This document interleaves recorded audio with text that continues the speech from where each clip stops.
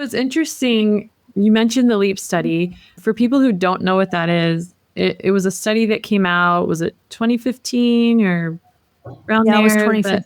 that taught us a lot about how and when food allergies develop and how introducing foods earlier, like 4 to 6 months, could potentially prevent development of food allergy in people who are predisposed.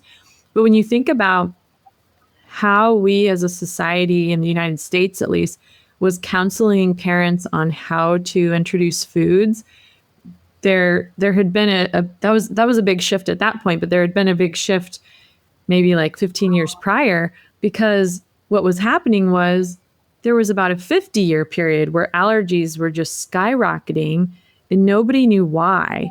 And so the early 2000s, pediatricians started advising parents, okay, we're not going to do any dairy until 12 months. We're not going to do, was it eggs at 2 years? I'm kind of reaching now. And then no nuts until Yeah, it's not like 1, 2, 3 kind of thing. So nuts through 3. And so when I was a pediatric resident, I mean, we were talking about this at every well check for babies.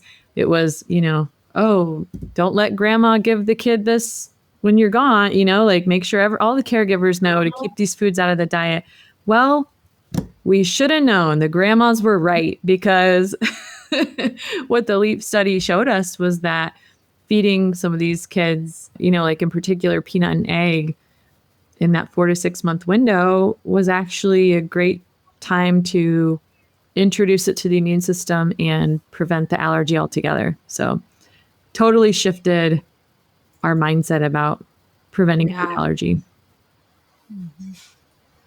And I think there's this ongoing emergence of evidence that if we can do our best to keep those barriers intact, so to help keep that eczema under control, to reinforce, healthy microbiome, whatever that means, we're still trying to understand what that all means, but that those things may help counteract or build some resiliency in the system so that we're not, our immune systems aren't glitching or misbehaving. So as the next generation would say, go out there, touch some grass. We would probably say, go touch dirt.